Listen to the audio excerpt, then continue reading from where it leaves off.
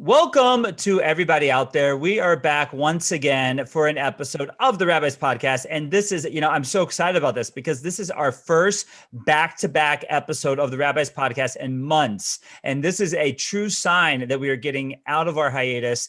If we can pull it off next week, Be'ezras Hashem, we'll have a chazaka. So we're back with episode 102 of the Rabbis podcast. I am Rabbi Pinchas Landis of Jewcast.com, and I'm here with the one, the only, the man, the myth, the legend, Rabbi Gamliel Nassan Halevi Spiro. Rabbi Spiro, Shalom Aleichem. How are you doing today?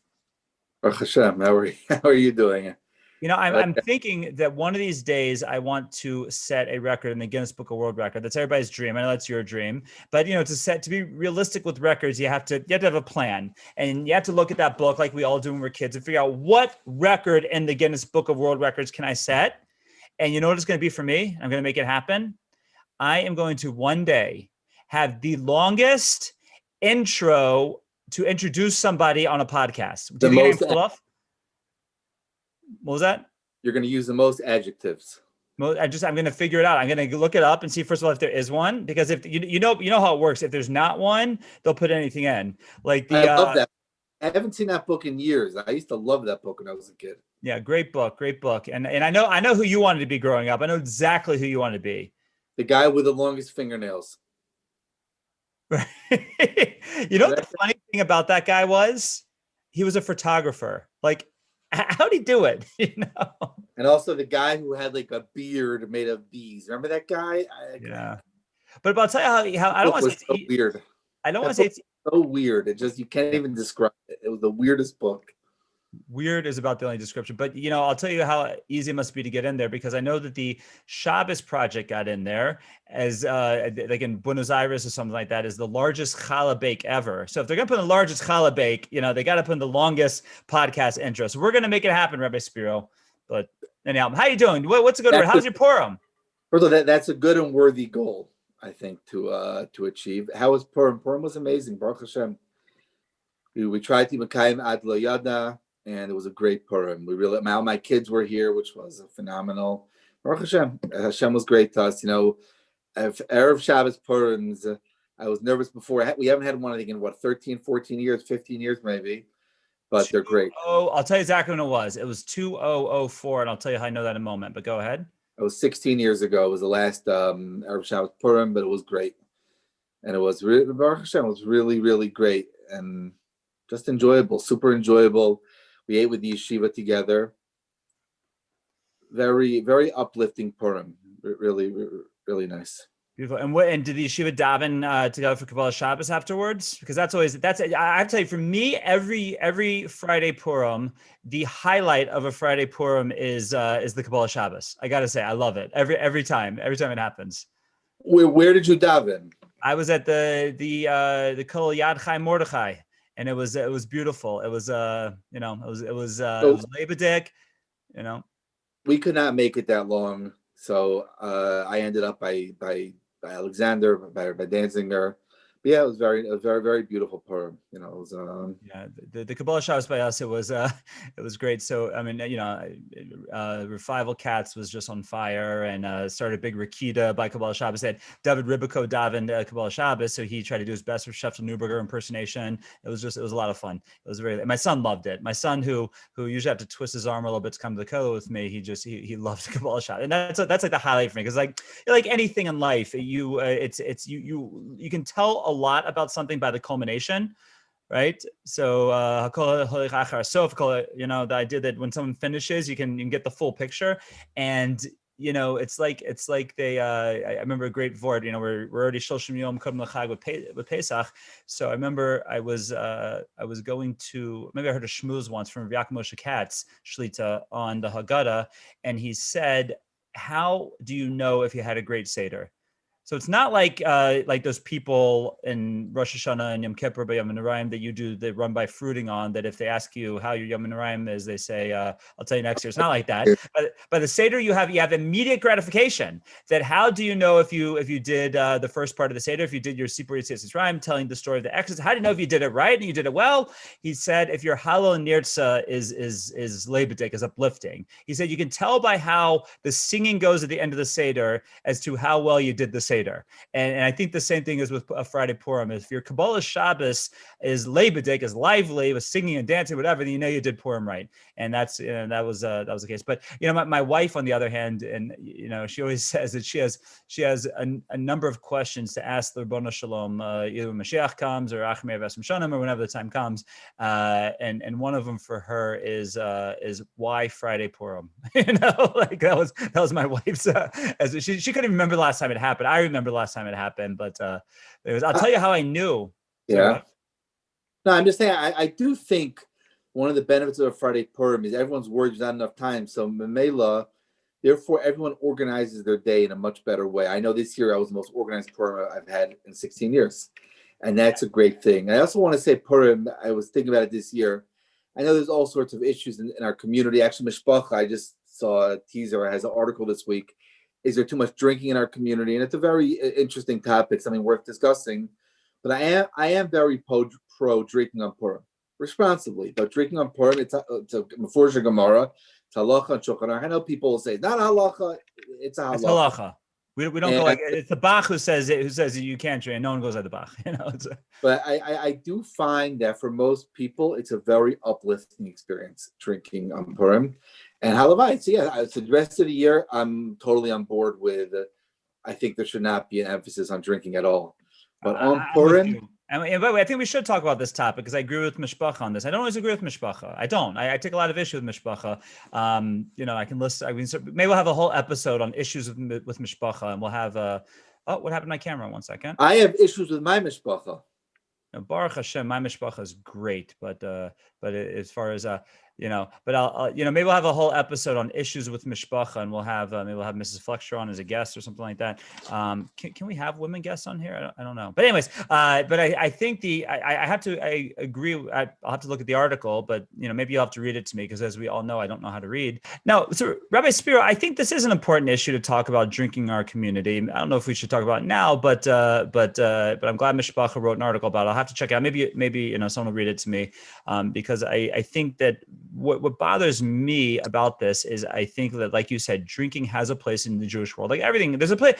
When you're Jewish, there's something for everybody. Like if you are a fresh air fiend, you have Sukkot. If you're one of those people who loves to diet, you have all of the fast days. If you're somebody who loves to drink, you have Purim. And if you happen to be a pyromaniac, there's Lag BaOmer. It's like there's something for everything as a Jew. But I think that what quite often happens is drinking is not done responsibly, number one. And even when it's done responsibly, it's out of context from where it should be. Like we've talked about this before, I believe. And if we haven't, we'll talk about it now. Simchas Torah and drinking. I don't know where that comes from. It bothers me. But I think you said it's okay. You mastered it, right? Yeah, I'm not mastering it. It was done in Volozhin Yeshiva. They did it in Mir Yeshiva in Europe. I'm okay with drinking on those 2 days of the year. I don't think it's a big deal. But I guess that's your responsibility. There's a drink that we had to outlaw in Yeshiva called Zex the Ninetziger. You know what that is? 96% alcohol. Yeah, pure grade. Kill you. Yeah. So you can't drink that. And I think it's also, I just worry, it shows how our community has evolved. When I was a bacher, if somebody bought to a kiddush, Johnny Walker Red, Cuddy Sark, DeWars, J&B, those are the drinks. Nowadays, if you walk in with even Johnny Walker Black, you get beaten up. Right. right? You know what So Johnny Walker Black is used for? I'll tell you what it's used for. It's used so that you can pour it out and then make a lick and put apple juice in it and then chug it on Purim. Like everyone does that shtick where they chug a bottle of something, that's what you use it for. Yeah, no, I agree that it's a big, and I've grappled with this now that I have a teenage son and my relationship and because I Baruch Hashem, I know that my relationship with alcohol is fine, as I have a l'chaim at the Shabbos table and the only time I drink more than one l'chaim is Purim. Or Pesach when I have 4 l'chaims, right? But I think it is something that needs to be talked about. Maybe not now, but we'll put it on the agenda for another episode. For sure. Look, the real the goal of a yid is obviously to be living on an elevated level, and it's not a simple thing to do. In our life, to have a lot of stress, and think about a non-Jew. The weekend comes. Well, what does a non-Jew do on the weekend? You're just chilling, right? You don't have any obligations. By us, in a certain way, the weekend is the busiest time of the week. Right. Right. Shabbos is. So it leads to all sorts of pressures, and it has to be good pressure, and it has to be handled in a positive way, but it could lead to, I think, misjudgments, too much drinking and that type of thing. But we have to be very careful. But we also, I heard this from my Rebbe, from Shalom Kamenetsky, many times, that we hear no all the time. Right, and as a yid, so we'd be very careful how we frame things. I don't know; it's a very fine line. Yeah, look, because I think to Rav Shalom's point that I had a Rebbe who always said, he would say it often, but the answer to essentially every question is yes and no, right? Because there's going to be, any question you ever ask, a halachic question, permissibility question, there's going to be situations where this is allowed, situation where this is not allowed. Like can I drive on Shabbos? Well, in general, if everything's healthy and fine, no, you cannot drive on Shabbos. But if God forbid somebody needs to go to the hospital or whatever it is, yes, you can drive on Shabbos, right? So that was his point, that about how nothing in halacha is black and white, and how the reason why we have Torah Shabbal Peh, one of the reasons is because it's not black and white, and what the Rebbeinu Shalom Kaviyachal was worried about was that if it's nitna l'ksav, if it's given over to be written, that it could become black and white because ink is black and parchment is white. But anyhow, but look, I think that it's look, there's a lot of we're living in an amazing time in the Jewish world and in the world in general, but especially in the Jewish world. And with amazing times comes amazing challenges, with the affluence that we have, with the busyness that we have, with the I was talking to Jonathan Spolter recently, and he was like, the poorest guy in Cleveland is wealthier than the wealthiest guy was in Volozhin. Maybe not exactly, but you get the idea that the poorest guy in Cleveland is eating fine. What's that? Is a higher standard of life in a lot of ways. Yeah, it's like, I think Victor Miller writes that when he came to America and he saw fat poor people, he didn't know what to make of it. How are there fat poor people, right? So look, Victor Miller, he was American. He had gone to learn in Europe. So maybe it wasn't. He was American. It could be when he returned to Europe. Maybe it was someone else. But whatever. The point is that we live in such a look. I'll give you another amazing thing that I'm sure our listeners are going to be very excited about. But we're just finishing up the plans for the annual Partners in Torah fundraising event, and take a guess, Rabbi Spiro, as to who our keynote address is going to be from at the annual Partners in Torah fundraiser on April 18th. Rabbi Ephraim Shapiro. Rabbi Frankl is going to be part of the 10 steps to New You, which is he's going to be step number 9, Kiddush Hashem. But no, it won't be Rabbi Frankl Shapiro. You're not only you're not close, you're not even in the same like realm of thought as to who it's going to be. Guess again, see if you can get it. The creator of the 8-track cassette. Much closer, but not quite. You know what it's going to be? It is going to be the ambassador from the United Arab Emirates to America. I always get confused. Is that the United Arab Emirates ambassador or the American ambassador from United? I don't know how to call him. I'll have to figure it out before the event. But we're having the UAE ambassador speak as our keynote address as the fundraiser. And part of it is why, obviously you know why, but we have the Abraham Accords. And the Abraham Accords, I personally think are absolutely amazing. And anyone who downplays them and doesn't understand that you can now have a situation where Jews and Bnei Yishmael and Arabs are putting down their guns, so to speak, and not only that, but from a major force in the Arab world. That is an amazing thing, and it's a beferish Chazal. It's a beferish Pirkei Rav Elazar. It is a beferish Moshe Cordovero. It is a this idea that the struggle with Yishmael will be very prevalent at the end of days before the Messianic era. Well, when we see that start to end, now again, who's to know what'll happen? Who's to know if there's a positive bump on the road? I don't know. But the fact that it's happening, I think, should not go unmissed. And like when something great happens, we have to show our Karsa Tov to Rabbanu Shalom, to the Almighty, and that this is happening. And I think that the Abraham Accords are huge.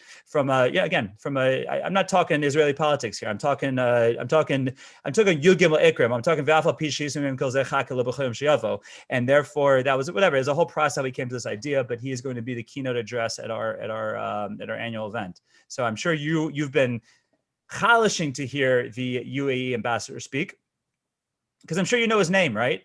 I don't know. I'd like to hear what he has to say. It'll be interesting. It's going to be on Zoom, I assume.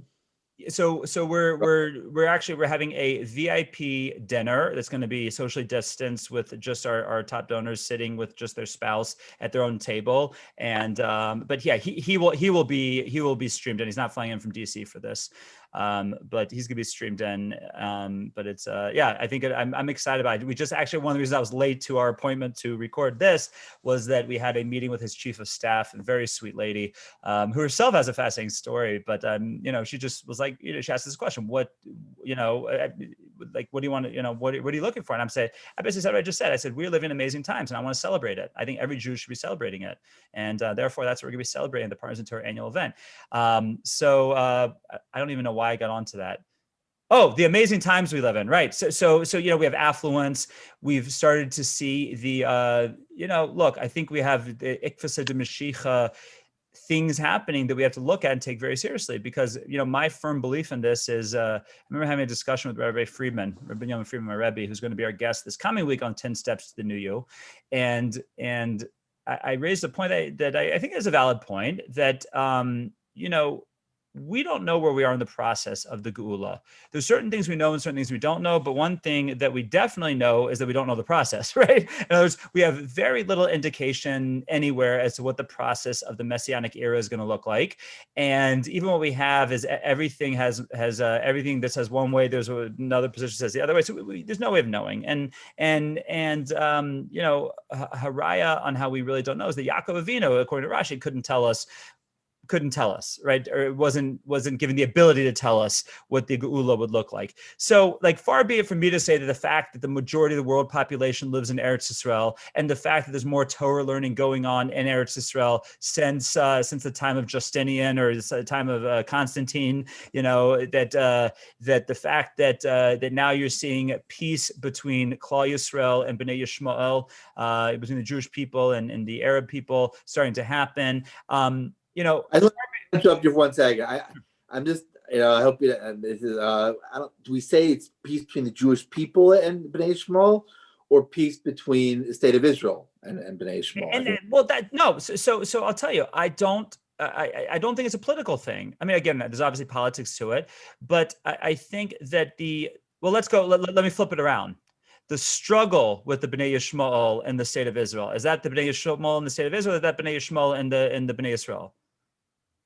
That's a good question. I do think it's turned into, unfortunately, against Bnei Israel. Well, I think it started as that also, but okay, maybe we'll debate that another time. But lahaniach, the struggle. But wait 1 second. I have a whole talk on this. I gave a whole talk on TorahAnytime.com at a shmorg about, I called it Isaac and Yishmael, or Isaac and Ishmael. The struggle is real, and I talks about how that there's been an evolution in the relationship between Bnei Yaakov, between the Jewish, or Bnei Yisrael, the Jewish people, and Bnei Yishmael. And you see that at the time period of Parshas Chayei Sarah, which is the last time we meet Yishmael and the Torah, that there's peace between us and him, and because there are many Yishmaels in Jewish history, and they wouldn't have gotten that name if he was an enemy, right?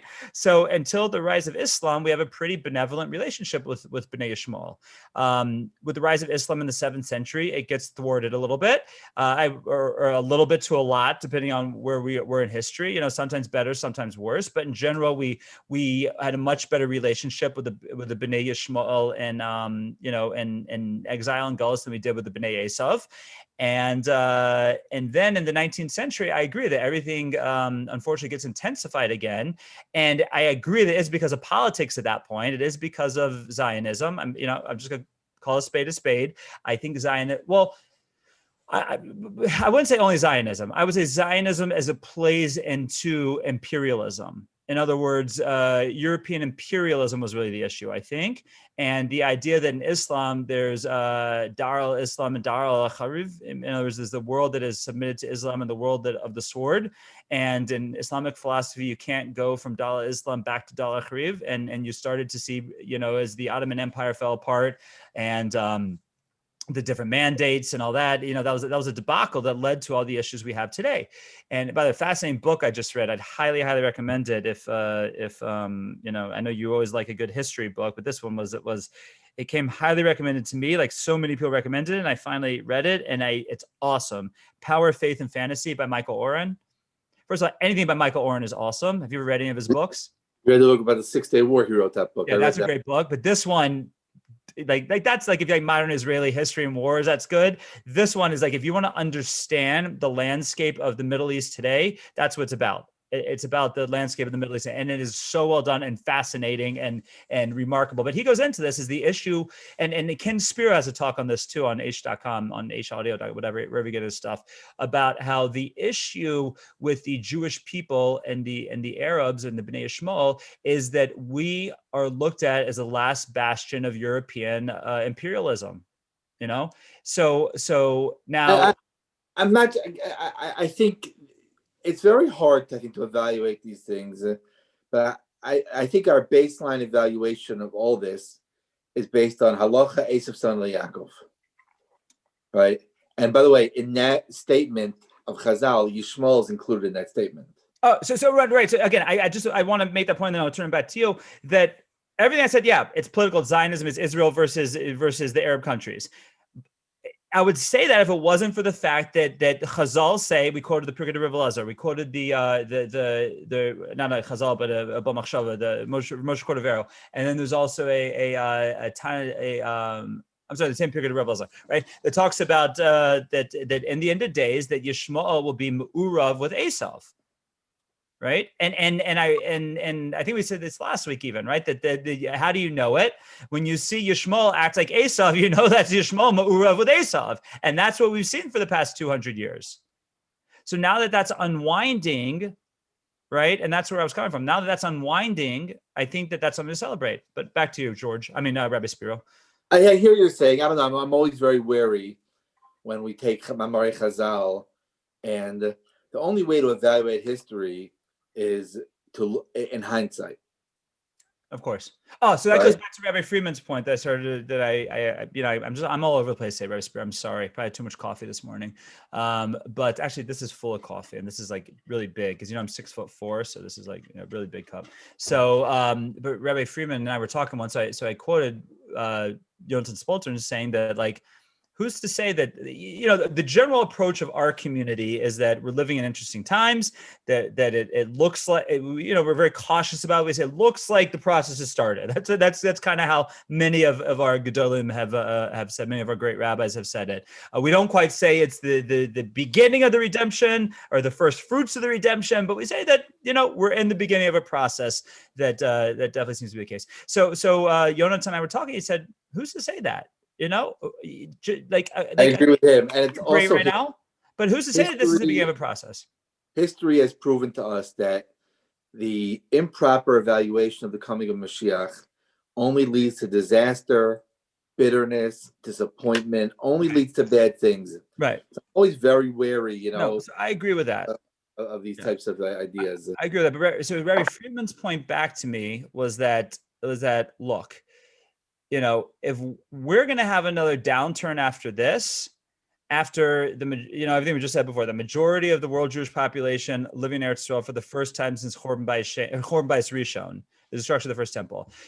all the reboy of Torah learning that is, again, I don't want to say it's it's kamus more than, it's breadth more than quality. I get that, but still that breadth is impressive. It's impressive. It hasn't existed since the Babylonian, not even the Babylonian yeshivas. Like the Babylonian yeshivas are also elite to a certain extent.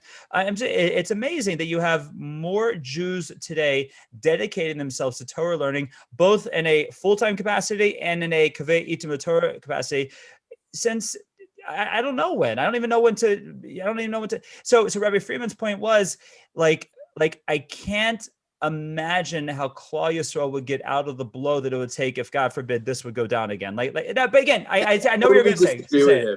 I totally disagree with him. Klal Yisrael has been through so much. Rabbi Friedman's wonderful, but at this point, I totally disagree with him. Anything could happen. We as Jews, of all people, have to know that anything can happen. Is it possible that one day the state of Israel will cease to exist and the Jews will leave Eretz Yisrael? Of course it's possible. Anything could happen. State of Israel is a secular state, right? That's what it is. Doesn't mean that good things haven't come out of it, right? And Haraya, even when it wasn't a secular state, it didn't hang around. And by the way, I'm going to go out on a limb here. I'm going to go on a little bit of a limb here, okay? And you'll tell me if I'm wrong. Hypothetically, let's say there was what we would call a geula shlema. Well, not a geula shlema. Let's say there was that after you referenced Michael Oren's book about the 6-Day War. Let's say after the 6-Day War, the decision was to plow over the Temple Mount, get rid of the Dome of the Rock, start rebuilding the Beis Hamikdash, and we did rebuild the Beis Hamikdash somehow through we retired the Knesset, instead had a Melech, and the traits were there. We had a Beis Hamikdash, we had a Melech, we had a Kohen Gadol, and we could check off all the boxes. We always talk about the concept of Bayis Shlishi being the binyan adayad, being the permanent structure. Again, I don't want to say it, but not so simple. Not so simple, but I will tell you, first of all, we have a Messiah. The Beis Hamikdash can only be built with a Navi. Let's say that all plays out, right? Let's just. I'm taking your statement, which I agree with. I hear your statement. Again, I was just have fully. I hear where you're from, and I hear what you're saying. But let's play that to its logical conclusion that anything can happen at any point. Because let's face it, our history is not spelled out for us. We have a lot of nevuah. We have to understand that nevuah, that prophecy. But a lot of it's also not very clear to us, and I'll prove it to you. According to certain opinions, there quite possibly were other Batei Mikdashos that didn't last long. Right, yes, for brief periods of time. But the Messiah is. So that's what I'm saying. That even if we got to the point where we built a Beis Hamikdash, it wouldn't necessarily be done. I think as a Jew that we have to always have many different perspectives as a Jew. We have to be looking forward at the same time looking back.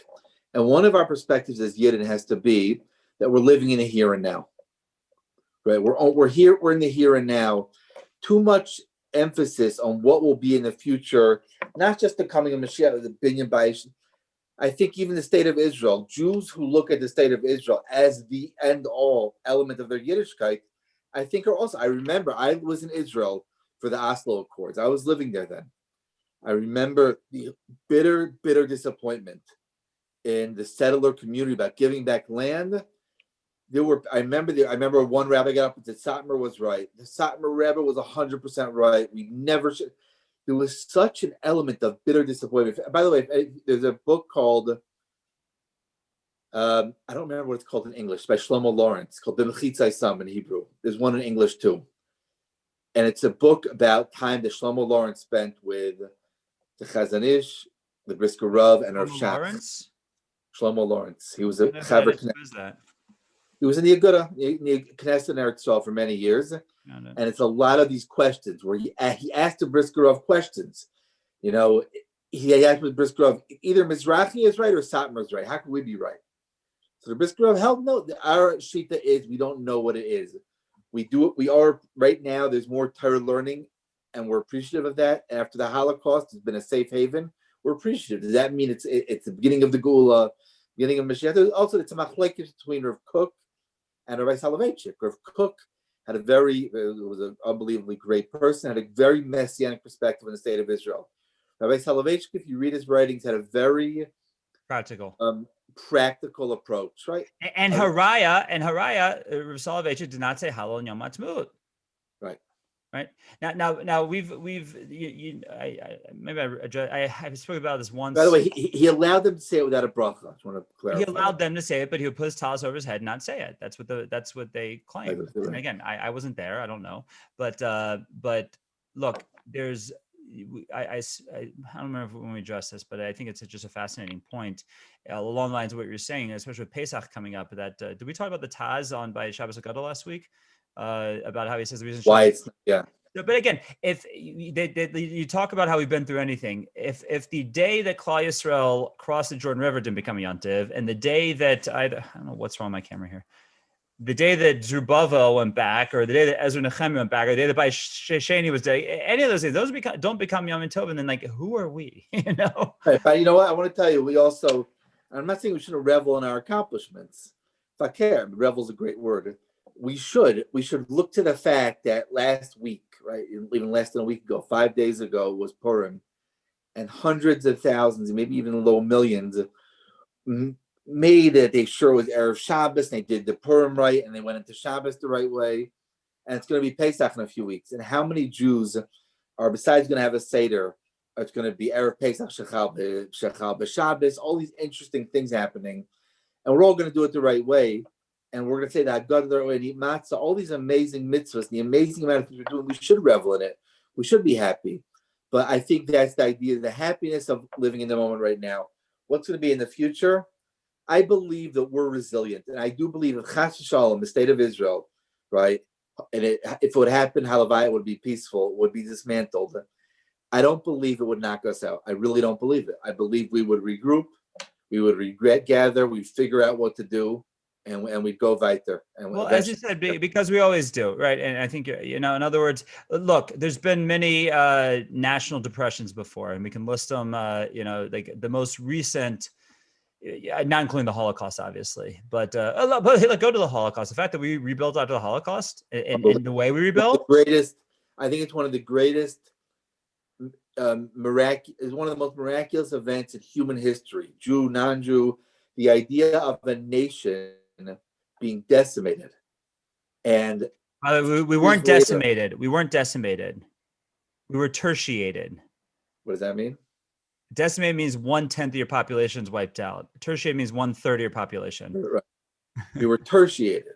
That's what Menachem Begin said when he met with Carter for the first time. He said, "Our people were tertiated." Carter was like, "Huh?" Yeah, Jimmy Carter was worried about being attacked by that killer. What was that thing in the boat? The killer rabbits. The killer rabbits.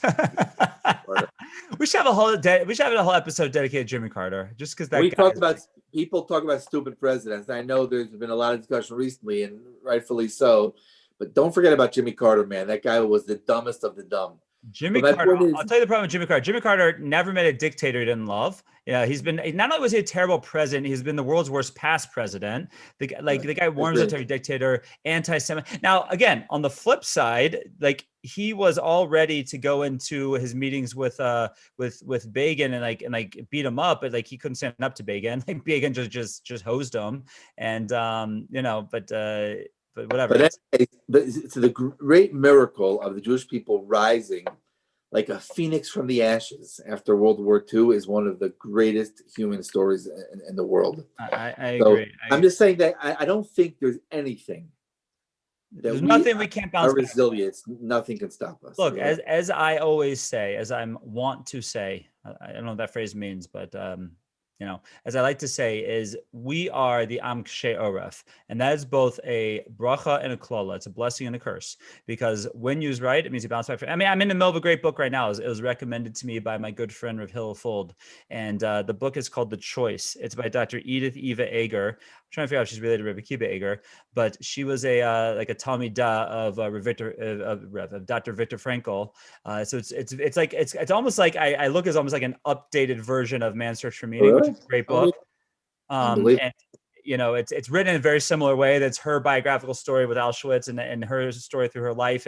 But her Mahalchim seem to be very similar to Frankl's for the most part. But great book that I highly recommend. The Choice. It's sad to say that book, Dr. Viktor Frankl, I'm also a huge chassid of. That book is so out of style now because now the world celebrates victimhood. Yeah. You're defined by victimhood. You are a victim. Yeah. And that's the way you're meant to look. My brother was at a meeting with someone, a woman, business meeting. The woman, she was from India. And she said about 5 times in the meeting, as a brown woman, and this and that, said, yeah, my brother asked her, he said, look at you. You're a successful CEO. You're a successful executive. The woman was very wealthy, very. He said, why do you keep on defining yourself as this, as a. And she was like, you're right. I'm just gotten so used to it. And so I think Viktor Frankl, he was nifted about 15, 20 years ago, something like that. I think a heart attack. Yeah. I think he would be sickened by today's approach. And I think that, and I honestly, I want to email this lady and see if I can get in touch with her. I think that must be why she wrote the book, because she wanted to tell her story, and her story is like any survivor's story is mind-boggling. But the book is called The Choice, Embrace, and the catch line is Embrace the Possibilities. And again, essentially this is what she's saying. And she's saying that, that everything in life is your choice. Or is the way that they always quote it from Nelson Mandela, that our circumstances don't define us, we define our circumstances, right? That the Jew, or she's encouraging all people, but a Jew has the resilience to go through anything and choose what it'll mean, choose what it means for you. That's one of the limudim, I think, from Pesach. It says a beautiful Orach Chaim HaKadosh, where he says Moshe came to tell them they're going to be redeemed. Right, which is obviously, you'd figure people sitting in slavery would be thrilled. They didn't listen to Moshe from the narrowness of spirit and the hard work. So the Orach Chaim HaKadosh says, what does narrowness of spirit mean? They didn't have the Torah yet. They didn't have Archavas Hadas. They didn't have breath. They didn't have the ability to live in their own world and not be trapped by the circumstances. By the way, Rabbi Landis, I heard you like to be referred to now as they. That's what someone told me. You don't want me to call you anymore. You don't want to be called him. You want to be called they. Is that true? Actually, after my meeting today with the ambassador's chief of staff, he is referred to as His Excellency. Are you serious? Yeah, His Excellency. Is he part of the royal family or no? I don't know, but I think that what happens is everyone in their political structure is called. Yeah, I honestly, I have to admit, I know very little about the Emirates. I know that it was created by England. That it was a British creation and imperialistic Middle East. I think they should look into it more if they are going to be hosting it. No, that His Excellency should look into it more if His Excellency is going to be hosting it. No, they should be. You're not Your Excellency. You're they. His Excellency is His Excellency. I can't be His Excellency. I'm His Excellency. You're not His Excellency. Oh, well, I was really looking forward to being His Excellency. You're they. I'm they. Okay, so anyhow, they. I think this book is fascinating, highly recommended, and I think you're right. It plays into Pesach, and by the way, I've quoted so many times lately. I love that story that you told numerous times about the Nazi guard who said towards at one point in the war, whatever, that he said, we're done for. Like, this is a people that still sits down and talks about some ancient pharaoh that oppressed them. Like, what are they gonna do with us? We're done. Yeah. Yeah. So by the way, I'll give you his full name here. It's His Excellency Yusuf Al Otaiba. Yeah. So like I said, to my mind, I'll call him His Excellency, but you're just going to be they. Simple day. I have to make a request. I should have made it on the phone call today. That I want when he comes on. I have to ask for this. I don't know. I just have to offend. I might be offending them if I ask for this, but if you look on his website on everything, with the people from UAE, sometimes they're wearing like suits and look like business people, and sometimes they're wearing their like keffiyeh and robes. I want to make sure that he does in the robes. I hope. I don't know if I'm gonna offend them. I'll have to ask. It all came about from my good friend Aryeh Lightstone, who worked on the Abraham Accords, who was the chief of staff for Ambassador David Friedman. I'll have to ask him if I can ask that, if that's like offensive, if I ask him to wear his robes, or like what, like, it's funny, my father, your father was in the army too, right? No, he wasn't. So my father was, what's that? My grandfather was in the American Army, World War II, but not my father. Yeah, does that get you USAA insurance? I don't know. Do you get it? I'm a direct descendant because my father was, but anyways, but at least when you go to His Excellency Yusuf's website, there's no pictures of him wearing those robes. So I don't know but I'm gonna find out because I like it to be in the robes, but I like authenticity. But anyhow, maybe this, if he won't wear the robes, I'll wear the robes, and then at least one of us will have them. They will look great on day. So anyways, we're already. I'm sorry, my camera here. We're already like getting well into the episode, but I want to at least so that Yossi Gissis doesn't get upset at us. I hope he's still a listener, but we do want to at least touch on the part. So we kind of touch on the themes of Purim, and again, it's a season, and we shouldn't forget that Purim and Pesach is a 2-month season. It's the Mishenichas Adar Marbim B'Simcha is not only about Purim, it's Purim and Pesach, and we have to remember that the Geula, the first part of the Geula of Purim, took place on Pesach, and that now we're going to segue right into Pesach, which probably begs a halachic question as to why we say Tachanun in the month of Adar. I guess we got to get through a Purim and go the first month before we get to the point where it's a different type of simcha. I want to tell you, I thought about that. It's a different type of simcha. Well, but Rashi says it. But Rashi says it's the juxtaposition of the two. All chicane of the two.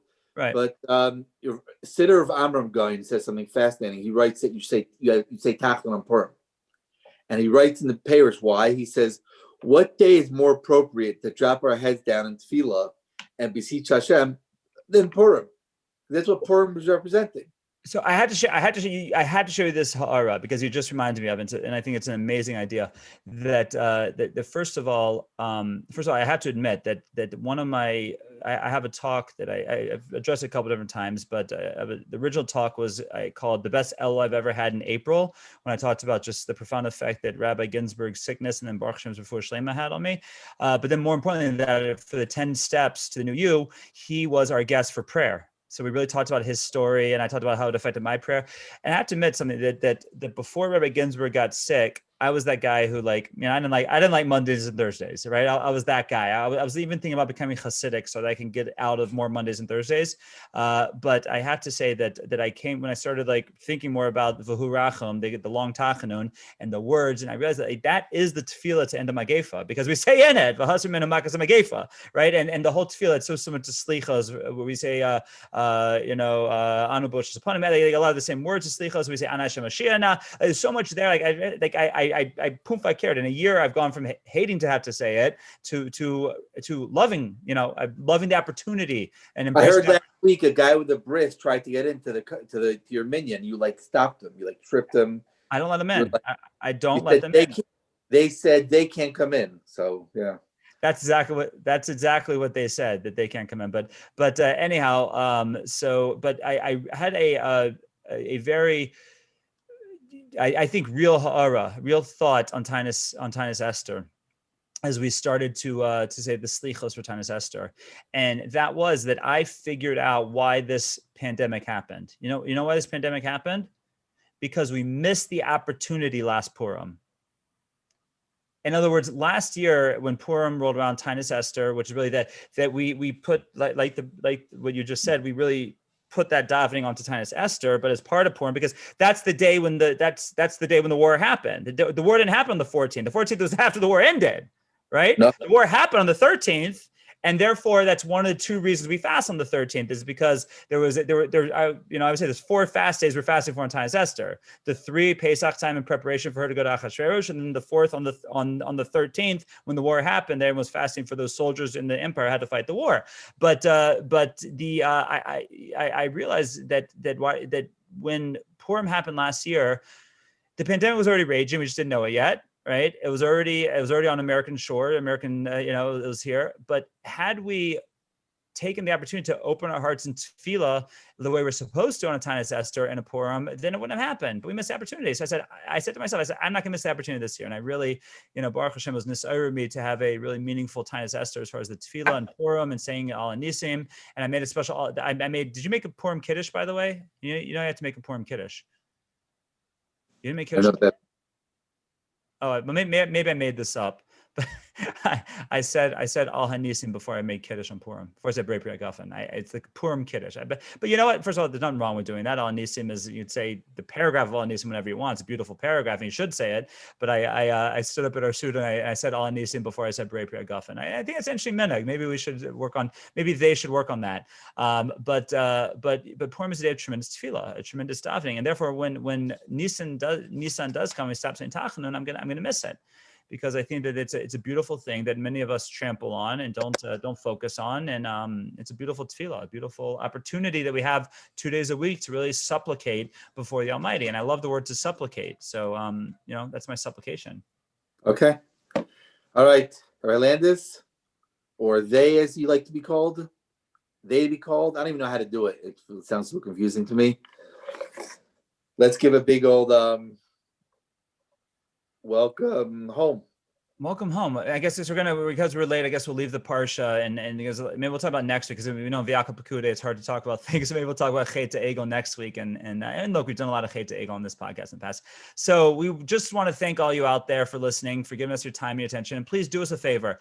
It is very important that the Rabbis podcast get onto every single phone and device in the world. So we need you to share this with your friends, share it with your neighbors, share it with your enemies, blast it out there. Watch this episode many times, listen to it many times, download as many times as you want, because you are helping us to get it out there. Leave us a positive review. And just in the meantime, have an amazing week. Have a beautiful Shabbos. And we'll look forward to talking to you again next week, making our chazaka of being back in the saddle of the Rabbis podcast. And we'll come into Pesach, which Pesach, you'll remember Rabbi Spiro, is the anniversary. I believe it was the first day of Pesach, was the anniversary of when we got the letter, the cease and desist letter from that place. We've gotten 2 cease and desist letters in our history. We got one from Rabbi Weinberg and one from that the place that should not be named. So who knows? Maybe this will get another one. Who knows? So Rabbi Spiro, you have a beautiful week. All our listeners have a beautiful week. Send in your feedback. We'd love to hear it, and we'll talk to you more next time. Welcome to the guest.